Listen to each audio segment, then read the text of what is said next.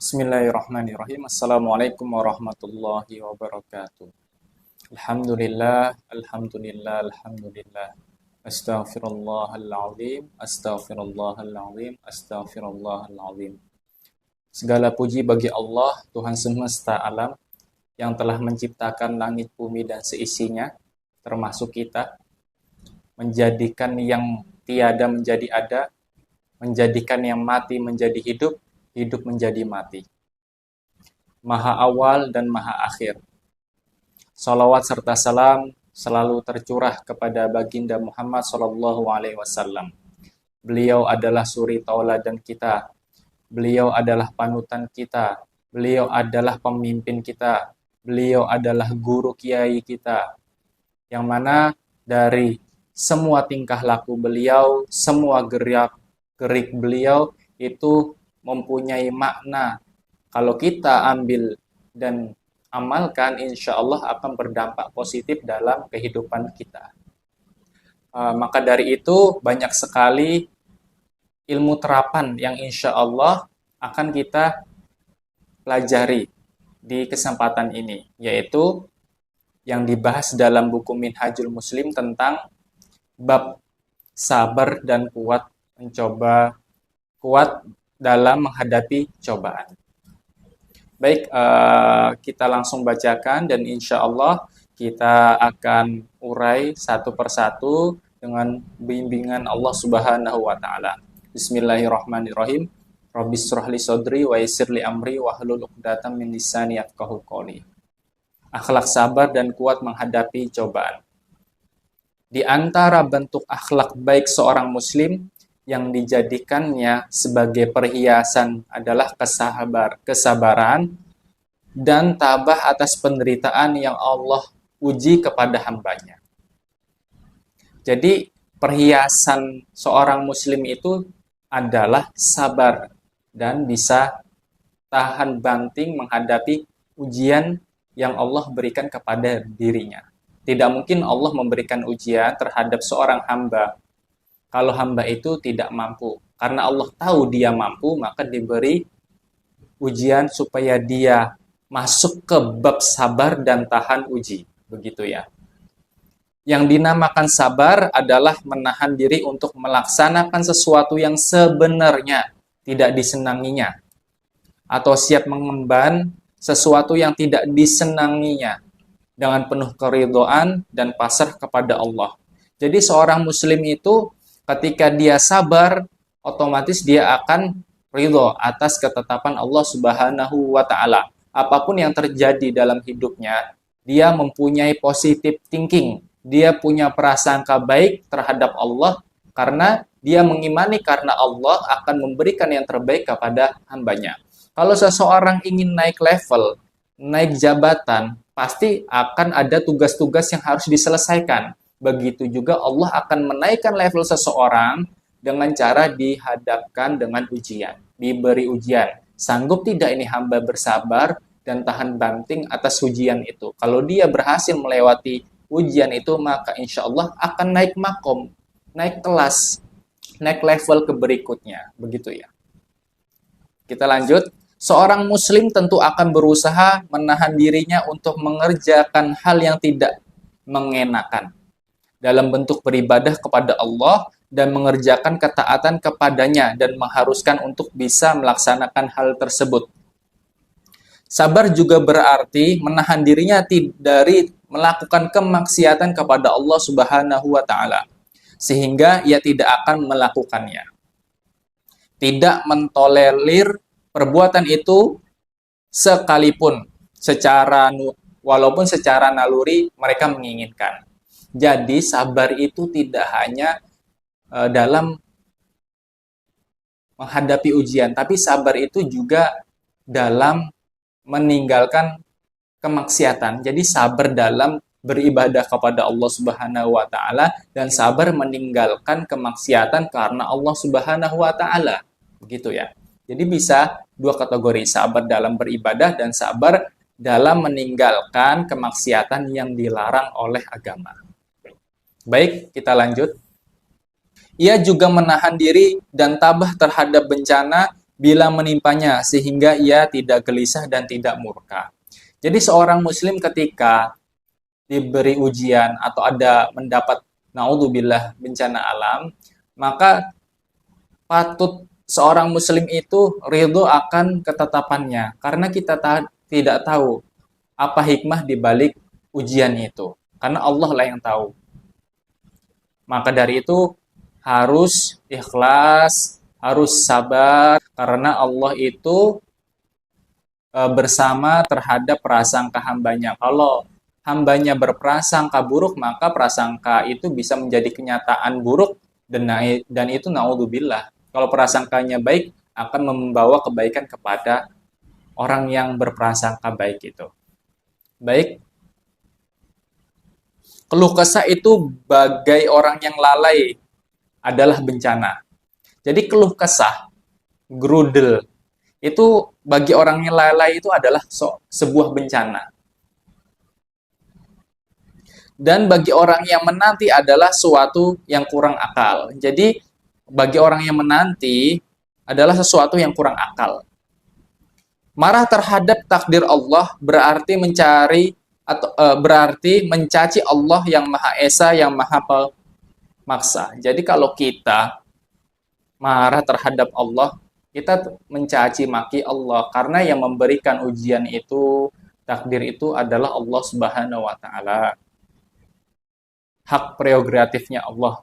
Jadi kita sebagai hambanya cuma bisa menghadapinya dengan ikhlas, dengan ridho, mengharap balasannya yang terbaik adalah surga Firdaus. Amin amin ya rabbal alamin.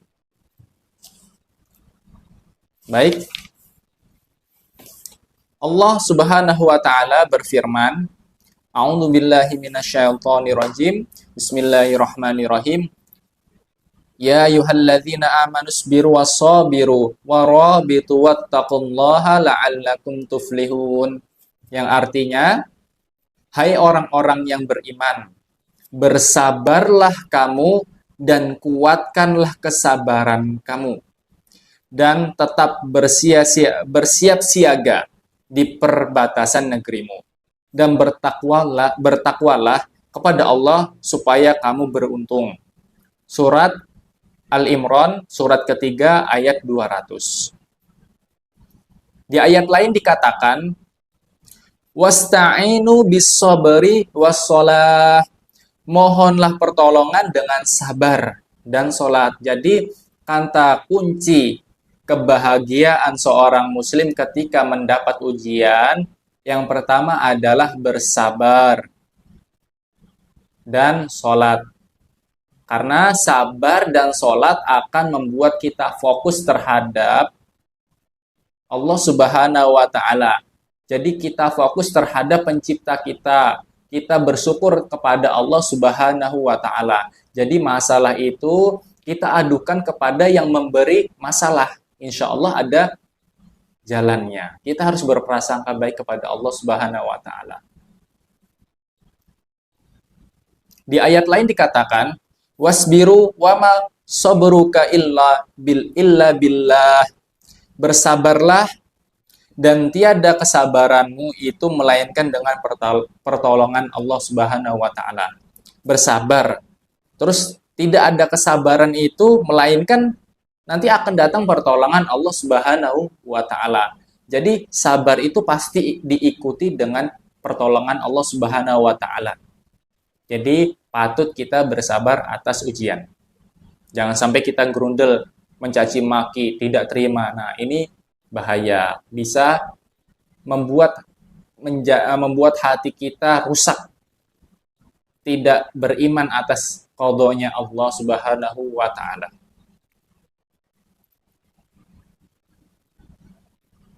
Di surat lain kita bacakan, A'udzubillahi minasyaitonirrajim.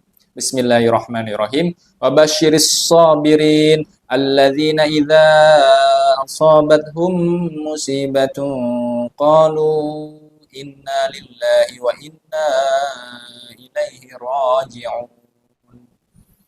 Ulaika 'alaihim shalawatum min rabbihim wa rahmah wa ulaika humul muhtadun. dan berikanlah berita gembira kepada orang-orang yang sabar, yaitu orang-orang yang apabila ditimpa musibah mereka mengucapkan inna lillahi wa inna ilaihi raji'un, yang artinya sesungguhnya kita ini milik Allah dan hanya kepadanya kita kembali. Mereka itulah orang-orang yang mendapatkan keberkatan yang sempurna dari Rabb, yang sempurna dan rahmat dari Rabb mereka, Tuhan mereka, yaitu Allah Subhanahu wa Ta'ala. Dan mereka itulah orang-orang yang mendapat petunjuk. Jadi, ketika kita sabar akan mendapatkan keberkahan dan rahmat dari Allah Subhanahu wa Ta'ala, yang diiringi petunjuk akan kehidupan setelah ujian itu. Jadi ada hikmah di balik setiap ujian yang kita hadapi. Surat Al-Baqarah, surat kedua, ayat 155 sampai ayat 157 yang saya bacakan tadi. Di surat lain, surat An-Nahl, surat ke-16 ayat 96, A'udzubillahi minasyaitonirrajim. Walanajziyannal ladzina sabaru ajrahum bi ahsani ma kanu ya'malun. Dan sesungguhnya kami akan memberi balasan kepada orang-orang yang sabar dengan pahala yang lebih baik dari apa yang telah mereka kerjakan. Jadi sabar ini adalah jackpot, adalah bonus kepada orang yang ditimpa musibah. Karena balasannya itu lebih dan tidak terbayang hitungannya. Karena Allah yang tahu hitungannya. Jadi ketika kita mendapat ujian, sabar itu adalah pahala yang sangat besar, yang sangat luar biasa. Bahkan nanti balasan terbaik adalah surga Firdaus. Amin amin ya rabbal alamin. Semoga kita salah satu hamba yang bisa masuk ke surga Firdaus. Amin amin ya rabbal alamin. Saya bacakan lagi firman tentang sabar. A'udzubillahi minasyaitonirrajim. Wa ja'alna minhum a'immatan yahduna bi amrina lamma sabaru wa kanu bi ayatina yuqinun. Dan kami jadikan di antara mereka itu pemimpin-pemimpin yang memberi petunjuk dengan perintah kami ketika mereka sabar. Dan adalah mereka yang meyakini ayat-ayat kami. Surat As-Sajdah, surat ke-32, ayat 24. Banyak sekali ayat-ayat yang ditunjukkan atau mengenai tentang sabar dan tahan uji. Jadi cukup sekian pembahasannya. Saya uraikan yang saya baca.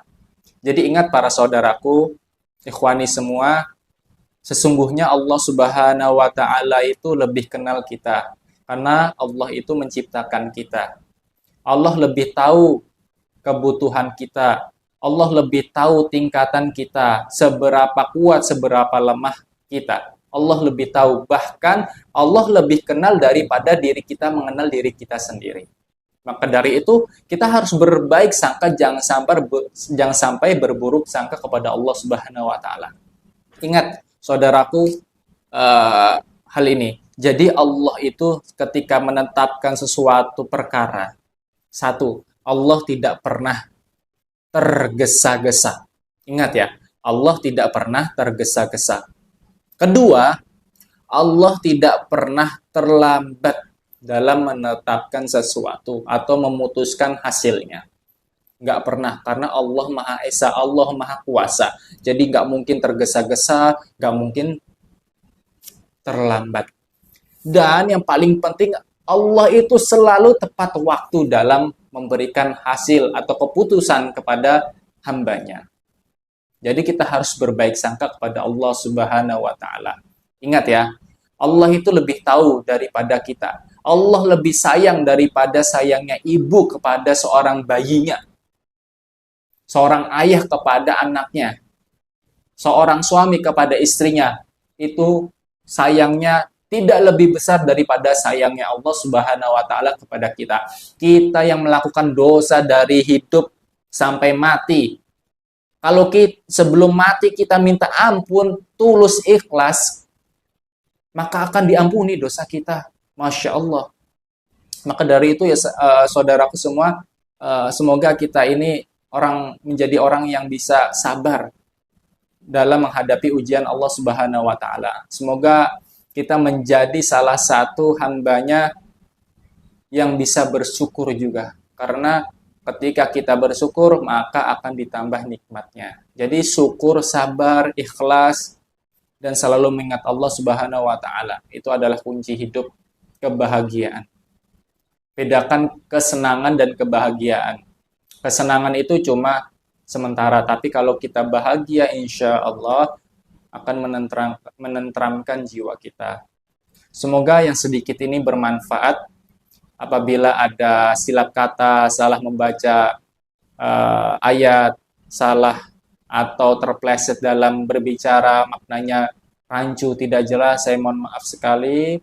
Mohon dikoreksi. Semoga di kemudian hari saya bisa memberikan yang terbaik, rekaman atau video yang bisa dinikmati lebih baik dan memberi manfaat kepada ikhwani semuanya. Saya mohon doanya semoga bisa istiqomah dalam dakwah ya sedikit ini, yang kecil ini. Semoga yang kecil ini menjadi amal pemberat esok di yaumil akhir kelak. Amin amin ya rabbal alamin. Wassalamualaikum warahmatullahi wabarakatuh.